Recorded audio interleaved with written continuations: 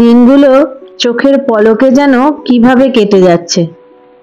আজ 11ই অক্টোবর, আমরা রয়েছি নারায়ণ আশ্রম। কাল তো বিকেল বিকেল এখানে এসেছিলাম, তো বাইরেটায় আর একটু ঘুরে দেখতে পারিনি। ইচ্ছাই ছিল ভোরবেলা উঠে একটু এই রাস্তাটায় হাঁটবো। এখানে না দুরকম টাইম শো করছে, নেপালের আর ইন্ডিয়ার। তো ইন্ডিয়ার ঘড়িতেই কিন্তু 6:30 বাজে, অনেকক্ষণ আগেই ঘুম ভেঙে গেছে। তো আমি ভাবলাম না, এবার একটু বেরোই। সানরাইজও হয়ে যাচ্ছে, দেখতে পাচ্ছিলাম ঘর থেকেই পাহাড়ের গায়ে একটু একটু করে আলো পড়ছে। আর কালকে রাত্রে জানো কি দারুণ লাগছিল, ঘর পুরো অন্ধকার ছিল, চাঁদের আলোটা এসে পুরো ঘরে পড়েছিল। আর আকাশ তো পুরো ক্লিয়ার ছিল, তার মধ্যে এই টিমটিমে লাইট, উফ অসাধারণ লাগছিল। আমি ও মৈশী হীরক অনেকক্ষণ ঘরে বসে ওই আলো দেখছিলাম পাহাড়ের গায়ে, আর তার সাথে চাঁদের আলো যে ঘরে এসে পড়ছে, সেই ব্যাপারটা মানে দারুণভাবে উপভোগ করছিলাম। তো এই জায়গাটা থেকে তো আজকে চলেই যাব। তো যাওয়ার আগে এখানে নারায়ণ আশ্রম রয়েছে, তো ওখানে একবার ঘুরে আসার ইচ্ছে রয়েছে। তো একটু পরে রেডি হব। আমি আর ঐশী কালকে বলছিলাম যে আগের সপ্তাহে আমরা ভাবছিলাম আসবো আসবো আসবো, আর দেখো কিরমভাবে হু করে দিনগুলো কেটে যাচ্ছে। দেখতে দেখতে যাওয়ার সময়ও চলে আসবে। যাকে সকালবেলা আর এসব কথা নয়, যাওয়ার কথা হলেই না মনটা খারাপ হয়ে যায়, স্পেশালি এই পাহাড় পর্বত ছেড়ে যেতে। তো একটুখানি হেঁটে নিই, তারপর আবার যাই ওই আশ্রমে। ওরাও, তনুশ্রীরাও উঠে গেছে, তো একটু পরে ওরাও বেরোবে। আর ওই দূরে যে সাদা বাড়িটা দেখা যাচ্ছে, ওটাই নাকি নারায়ণ আশ্রম। তো ওখানে আমরা হেঁটেই চলে যাব। নারায়ণ আশ্রমের কেএমভিএন এত সুন্দর একটা লোকেশনের মধ্যে রয়েছে। চারিদিকে তো শুধু পাহাড়ের সৌন্দর্য তা নয়, কত রকম যে পাখির আওয়াজ, খুব নিরিবিলি শান্ত পরিবেশ, প্রচুর গাছপালা রয়েছে। আর হাঁটতে হাঁটতে এই গাছটা আমাদের চোখে পড়লো, এই গাছটায় ভর্তি এরকম ফল। এই ফলগুলো কি তোমরা কি কেউ জানো? পাহাড় থেকে ভ্যালি, সব জায়গায় সূর্যের আলো আস্তে আস্তে ছড়িয়ে পড়েছে, আর এই রোদ্দুরটা থেকে যেতেই ইচ্ছে করছে না। সবাই তো রেডি হতে চলে গেছে, শুধু আমি আর রিশান এখানে দাঁড়িয়ে প্রকৃতিকে উপভোগ করছি। আর একটু দাঁড়াই, তারপর চলে যাব।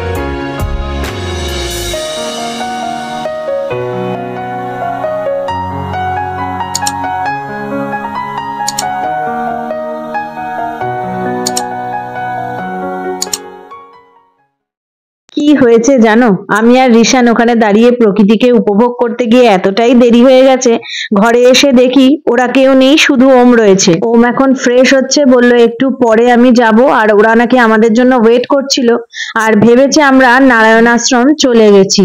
আমরাও দেরি না করে নারায়ণ আশ্রমের দিকে হাঁটা শুরু করলাম, আর এই এসে পৌঁছালাম, আর ওদেরও দেখতে পেয়ে গেছি। তোরা তো হেভি দিয়েছিস।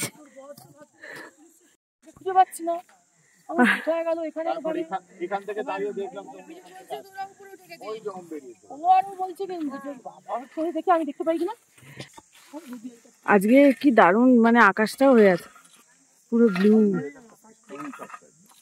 রোজই ওয়েদার ভালো পেয়েছি, অক্টোবর মাসে যে কোনো পাড়ি লাগালে ওয়েদার ভালো পাবে। এই জন্যই তো আমি আগের বার বলেছিলাম। সকাল সকাল কি কাণ্ডই না হয়ে গেল।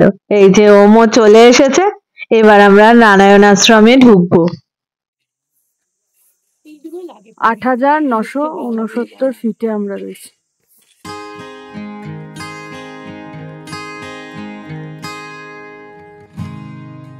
এই কদিন যেরকম হাইটে ছিলাম, এখন কিন্তু অনেকটাই নিচে রয়েছি। আর এখানে যেই ট্রেক রুটটা দেখা যাচ্ছে, এটা কিন্তু কৈলাস মানস সরোবরের ট্রেক রুট। চারিদিকে সবুজে সবুজ, দূরে যে রুক্ষ পাহাড়গুলো দেখা যাচ্ছে, ওগুলোতেও কিন্তু আস্তে আস্তে বরফে ঢেকে যাবে। আর এই হলো নারায়ণ আশ্রমের মেন গেট।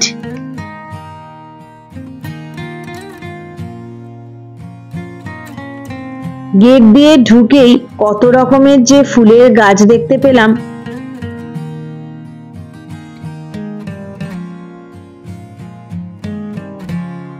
এখন আমরা আশ্রমের বাইরের দিকটায় রয়েছি, আর এই আশ্রমে কিন্তু থাকারও ব্যবস্থা রয়েছে, আর থাকার সাথে সাথে 3 বেলা খাবারেরও ব্যবস্থা রয়েছে।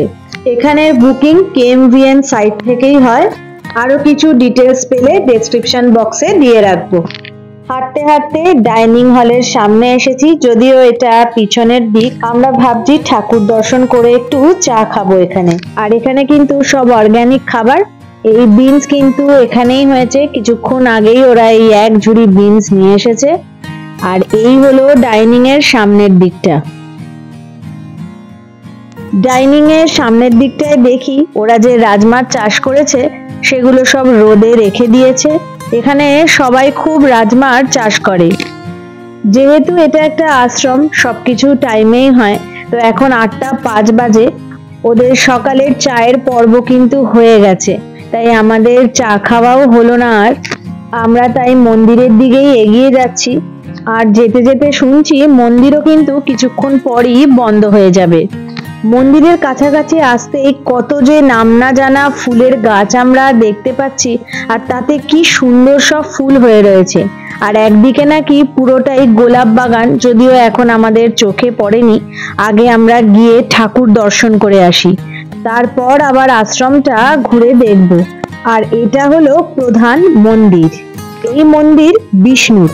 1936 সালে শ্রী নারায়ণ স্বামী এই মন্দির স্থাপন করেন। এই মন্দিরে ফটোগ্রাফি ভিডিওগ্রাফি অ্যালাউ। প্রধান পুরোহিত আমাদের অনুমতি দেওয়ার পরেই তোমাদেরকে ঠাকুর দর্শন করাতে পারছি। ভালো মতো ঠাকুর দর্শন করে প্রসাদ গ্রহণ করে আমরা এখন বেরিয়ে এসেছি। আর বেরিয়ে মন্দিরের সোজাসুজি এই পাহাড়গুলোতে দেখছি বরফ কিন্তু পড়ে গেছে। আর এখানে এরকম অর্গানিক গোলাপ জল পাওয়া যাচ্ছে, তাই আমরা একটা করে নিয়ে নিয়েছি। এগুলো সব 100 টাকা করে। এখন আমরা মন্দিরের পিছনের দিকটায় ঘুরতে এসেছি। এই মন্দিরটা পিথোরাগড় থেকে 136 কিলোমিটার আর তাওয়াঘাট থেকে 14 কিলোমিটার দূরে রয়েছে। এই আশ্রমে বাচ্চাদের স্কুল রয়েছে, মেডিটেশন রুম রয়েছে, আর একটা লাইব্রেরিও রয়েছে।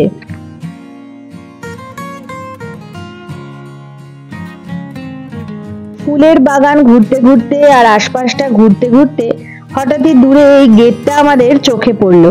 আর গেটটার সামনে আসতেই আমরা যা দেখলাম, এখান থেকেই কিন্তু কৈলাস মানস সরোবর যাত্রা শুরু হতো। এই রাস্তা মানস সরোবর যাত্রার প্রবেশদ্বার। ইচ্ছে থাকলেও কোনোদিন সেখানে যাওয়া যাবে কিনা তো জানা নেই, তাই আমরা সবাই ভাবলাম এই রাস্তাটায় একটুখানি আমরা হেঁটে আসি। অনেক আগে সাধু সন্ন্যাসী এমনকি সাধারণ মানুষেরাও এই হাঁটা পথেই কিন্তু মানস সরোবর যেত, আর এখান দিয়েই যেত।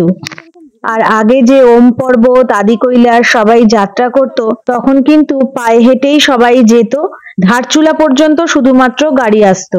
ধারচুলা থেকে আমরা যেই রাস্তা দিয়ে ওম পর্বত আদি কৈলাস দর্শন করেছি, সেই সবই ছিল হাঁটা পথ।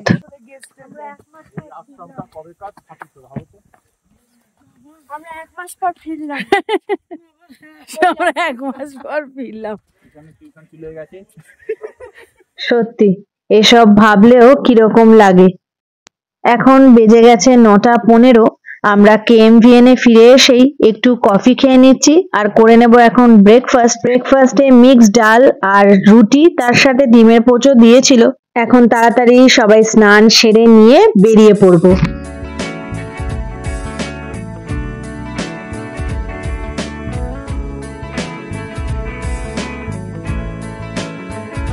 রওনা হয়ে গেলাম। কোথায়? এখন আমরা যাচ্ছি দান্তুর উদ্দেশ্যে। সেখানে আমরা 2 রাত থাকবো। এবং সেখান থেকে আমরা পঞ্চচল্লি বেস ক্যাম্পে যাবো। কি তাই তো সকালে বলো। ওম নমঃ শিবায়। ঠাকুরের নাম নিয়ে হাসি গল্প মজা করতে করতে আজকের আমাদের যাত্রা শুরু হলো। বাজে এখন 11:30। আমরা যাচ্ছি দারমা ভ্যালিতে ছোট্ট একটা গ্রাম দান্তুতে।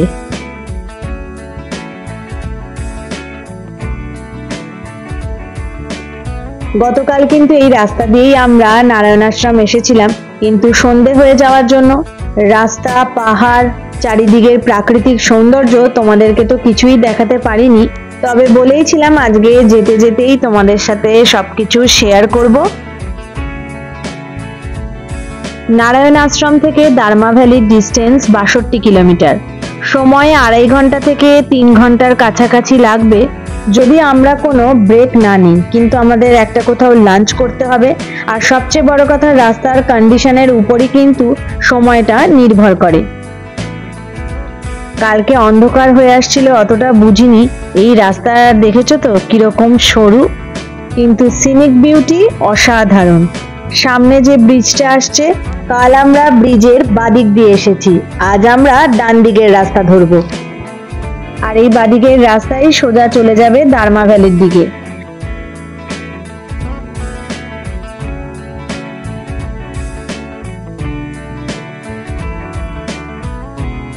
এতদিন যে আমরা একদিকের পাহাড় থেকে অন্য পাহাড়ে যাচ্ছি, আবার অন্য দিক থেকে আরেক পাহাড়ে যাচ্ছি, সব পাহাড়ের সৌন্দর্য কিন্তু আমাদের কাছে একদমই নতুন রকম লাগছে। আর সত্যি বলছি, প্রকৃতির এইরকম অপরূপ সৌন্দর্য দেখতে হলে অক্টোবরেই তোমরা প্ল্যানটা করবে, তোমরা যারা এদিকে আসতে চাইছো। তবে এই ট্রিপটা করার বেস্ট সময় হচ্ছে মে থেকে জুন আর সেপ্টেম্বর থেকে অক্টোবর। একটানা অনেকটাই আমরা চলে এসেছি, এখন বাজে 1:05, কিন্তু এখনো অবধি কোনো গ্রাম দেখতে পাইনি যে আমরা দাঁড়িয়ে লাঞ্চ করব, তাই আমরা এগোতেই থাকছি। আর হ্যাঁ, এতটা যে আসলাম, রাস্তা কিন্তু কোথাও কোথাও পাথুরে রয়েছে, কিন্তু বেশিরভাগ রাস্তাই কিন্তু এরকম স্মুথ। আর এদিককার রাস্তাতেও হঠাৎই আমাদের এই ঝর্ণা চোখে পড়লো।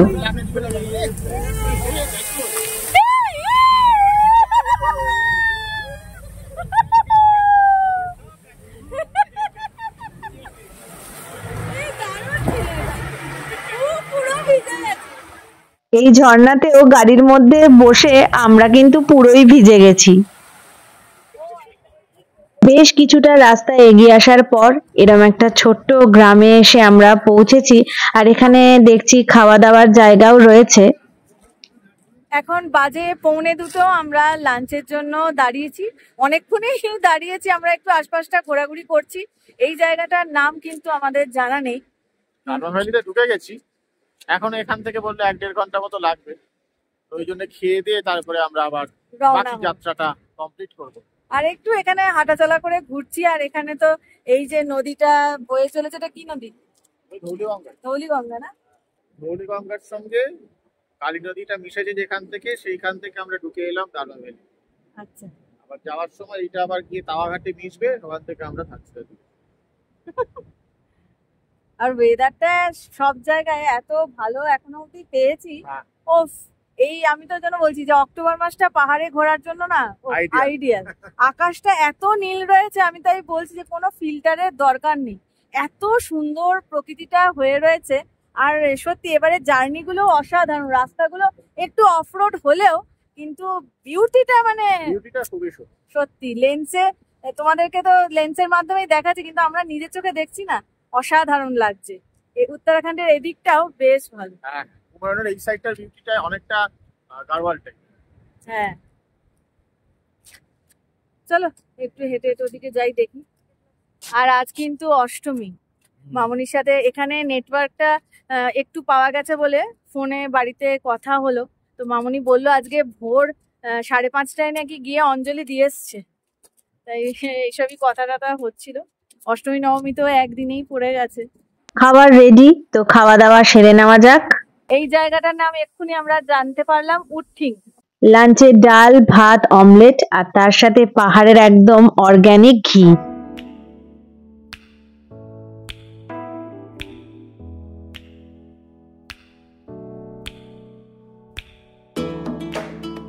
তিনটে বাজবেই করছে, আমরা রওনা হয়ে গেলাম।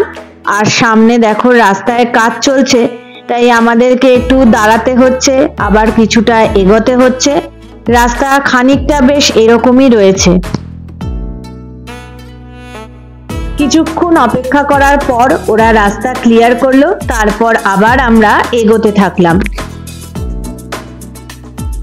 হীরক আর অভিজিৎ দা আমাদের বলেছিল লাস্ট যেই জায়গাটায় আমরা থাকবো সেখানকার সৌন্দর্য এতটাই নাকি সুন্দর যে আমরা মন্ত্রমুগ্ধ হয়ে যাব। তাই আমরাও অপেক্ষা করে আছি কখন আমরা আমাদের গন্তব্যে পৌঁছবো।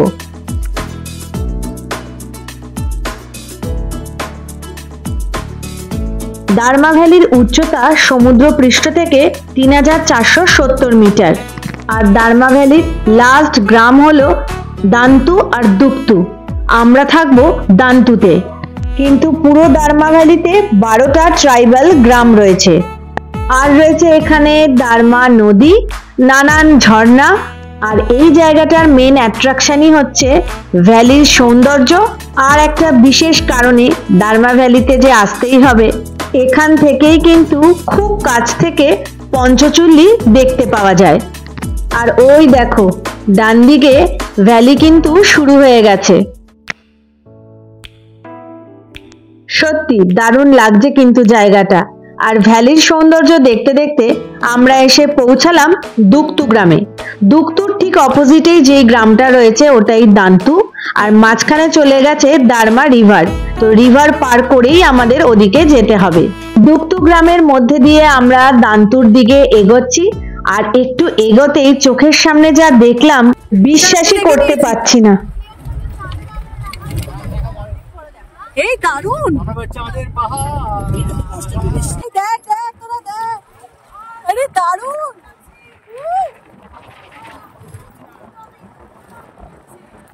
আমাদের সবার অবস্থা তো বুঝতেই পারছো, এত কাছ থেকে যে এরকম ভাবে পঞ্চচুল্লি দেখতে পাবো স্বপ্নেও ভাবিনি। ওই দেখো রোদের আলোয় চিকচিক করছে নদী। আর এই তো পুরো ভ্যালিটা। আর সামনেই পঞ্চচুল্লি। যদিও 4টে পিক খুব ভালোভাবে দেখা যাচ্ছে আর 5টা অল্প দেখা যাচ্ছে। আর আমরা এখন চলে এসেছি দান্তু ভিলেজের দারমা হাইটসে। এখানে আমরা 2 রাত থাকবো। এখন ঠিক 4টে বাজে। আর আসার সাথে সাথেই ওরা আমাদের গরম জল দিল। তো চলো এখন রুমে যাই, লাগেজ রাখি, তারপর এই পুরো জায়গাটা তোমাদেরকে ঘুরিয়ে দেখাবো। এখানে কটেজও রয়েছে, রুমও রয়েছে। তো আমরা রুমই নিয়েছি। আর আজকে আমরা সবাই একটা রুমেই থাকবো। আর এখানকার সব ডিটেলস ডেসক্রিপশন বক্সে দেওয়া থাকবে, তোমাদের যদি দরকার হয় তোমরা চেক করে নিও। রুমে লাগেজ রেখেই আমরা চলে এসেছি ওদের রেস্টুরেন্টে। আর হ্যাঁ, তোমাদেরকে পরে রুমটা দেখাবো। সত্যি কথা বলতে এত সুন্দর জায়গাটা না, আমরা চারিদিকটা না ঘুরে আর থাকতে পারছি না। আর এই হলো জর্ডান, কাছেই ওর গ্রাম। নবরাত্রির জন্য ধারচুলা থেকে ফ্যামিলি নিয়ে ও ওর গ্রামে এসেছে। ওই আমাদের গাড়ি সব ঠিক করে দিয়েছে ধারচুলা টু ধারচুলা। আর পারমিটেরও সব ব্যবস্থা আগে থেকেই ও করে রেখেছিল। চা খেয়েই বাইরে আসতেই দেখি ভ্যালি থেকে রোদ্দুর চলে গেছে। সূর্যি মামা ওদিকে বাড়ি যাওয়ার জন্য একদম রেডি। এখানে দেখো 4টে পিক খুব স্পষ্ট দেখা যাচ্ছে। আর ডান দিকে রয়েছে ছোট্ট একটা পিক, ওটাই হলো 5th পিক। এই 5টা পিককে খুব ক্লিয়ারলি আরো কাছ থেকে দেখতে গেলে দান্তুর অপর দিকেই যে দুক্তু গ্রাম দেখা যাচ্ছে, ওখান থেকে ট্রেক করে যেতে হবে পঞ্চচুল্লি বেস ক্যাম্পে। তো সেই গল্প তো তোমাদের সাথে পরেই হবে। আর এই দিকটা হলো আমরা যেখানে রয়েছি দারমা হাইটস এর অপর দিকের পাহাড়টা। এই হোমস্টের লোকেশনটা দারুণ। চারিদিকে বরফের পাহাড়, ভ্যালি, নদী আর চোখের সামনে পঞ্চচুল্লি। রোদ্দুরটা যতক্ষণ ছিল বেশ আরাম লাগছিল। রোদ্দুরটা চলে যেতেই ঠান্ডাটা ভালোই বোঝা যাচ্ছে। রাতে নাকি এখানে মাইনাসে টেম্পারেচার। কারণ দেখতেই পাচ্ছ চারিদিকে কিন্তু বরফের পাহাড়। আর এইগুলো কিন্তু সব কটেজ। আর কটেজের ভিতরটা কেমন সব নেক্সট এপিসোডে শেয়ার করব। অসাধারণ জায়গাটা, ওফ, বলেও মানে অসাধারণ ওয়ার্ডটাও মনে হচ্ছে কম। এত সুন্দর, একদম চোখের সামনে। সারাদিন এই বসে দেখো। আর সামনের ভ্যালিটা অসাধারণ। দূর থেকে নদী চলে আসছে আর ব্রিজ, উফ, মানে মুখে প্রকাশ, মানে কি বলবো, আমি ডেসক্রাইব করতে পারছি না, এত সুন্দর লাগছে। খুব ভালো লাগছে। হীরক আর অভিজিৎদা বলেছিল যে লাস্টের জায়গাটা মানে তোমাদের খুবই ভালো লাগবে। সব জায়গায় খুবই ভালো, কিন্তু লাস্টের জায়গাটা বলছে নেচারের বিউটিটা নাকি অসাধারণ। তো সত্যি কিন্তু এসে আমরা একদম মুগ্ধ হয়ে গেছি, মুগ্ধ। আসার সাথে সাথে গরম জল চা ওরা দিয়েছিল, কিন্তু এখন আমাদের সবার কফি কফি মন করছে, আর কফির সাথে কি খাওয়া যায় সেটাই এখন দেখছি। এখন বাজে 6টা, সানসেট তো হয়েই গেছে। সানসেটের পর বাইরেটা কেমন লাগছে সেটা দেখতেই একটু বেরোলাম।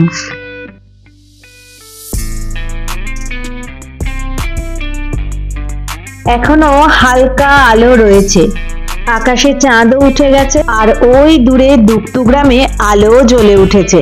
তবে পুরোপুরি অন্ধকার হলে এই জায়গাটা কেমন লাগে সেটা তো অবশ্যই দেখব। এখন আর বেশিক্ষণ বাইরে থাকতে পারলাম না, প্রচন্ড ঠান্ডা হাওয়া দিচ্ছে, আর তার সাথে ঠান্ডাও বেড়ে গেছে। আর এদিকে আমাদের কফি, ফ্রেঞ্চ ফ্রাইজ সব চলে এসেছে, আর আজকে আমরা কফির সাথে একটু কেকও খাবো।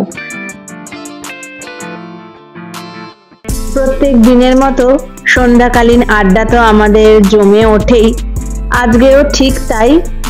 কিন্তু আজকে সবাই আমরা একটু অন্য মুডেই রয়েছি।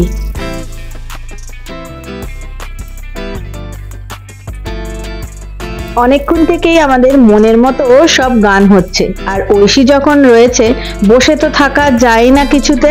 অনেকক্ষণ বসে বসেই গানের তালে আমরা তাল মিলাচ্ছিলাম, কিন্তু আর বসে থাকতে আমরা পারলাম না। আর হীরক যে এইসব মুহূর্ত ক্যামেরা বন্দি করছে সত্যি জানতাম না। পরে যখন দেখলাম ভাবলাম থাক, এই মুহূর্তগুলো ব্লগের মধ্যে, পরে যখন ব্লগ দেখার ইচ্ছা হবে এই মুহূর্তগুলো আবার আমরা দেখতে পাবো। অনেক নাচ হলো, আর বাইরে আমরা এসেছি এখন, আর বাইরে আসতেই ম্যাজিক মোমেন্টস, চাঁদের আলোয় পঞ্চচুল্লি, কোনো ফিল্টার কিন্তু করা নেই, ফোনের ক্যামেরা থেকে তুলেই তোমাদের সাথে শেয়ার করছি। এই দৃশ্য দেখার পর আর কিছুই বলার থাকে না। রাত্রি 8:45 ডিনার আমাদের দিয়ে দিয়েছে, আর ডিনারের মেনু কিন্তু ফিক্সড। তবে আমরা আজকে চিলি চিকেন খাবো ডিনারে, সেটা আলাদা করে নিয়েছি। এছাড়াও এখানে রয়েছে মিক্স ভেজ, আর রয়েছে মিক্স ডাল, আর এর সাথে ভাত, রুটি ওরা সবই দিয়েছে, যার যেটা ইচ্ছা নিতে পারে। তো চলো ডিনারটা সেরে নিই, তারপর রুমটা তোমাদের দেখাই। এই রুমটায় আমরা আজকে থাকবো। সব রুমগুলোই কিন্তু এরকম রয়েছে, বাঙ্ক বেড। রুম খুবই পরিষ্কার পরিচ্ছন্ন, তবে একটু ছোট। বাথরুম ওয়েস্টার্ন স্টাইল, বাথরুমের মধ্যেই বেসিন রয়েছে, গিজার নেই, সোলারে গরম জল আসে। কাল আবার ভোর ভোর উঠতে হবে, আর কালকের জন্য আমরা সবাই একটু এক্সাইটেড রয়েছি। তো কালকের গল্প নেক্সট ব্লগেই হবে। এই ব্লগটা এখানেই শেষ করছি। ব্লগটা কেমন লাগলো জানিও, ভালো লাগলে লাইক করো, সবার সাথে শেয়ার করো। খুব তাড়াতাড়ি আবার দেখা হচ্ছে, সবাই ভালো থেকো, টাটা।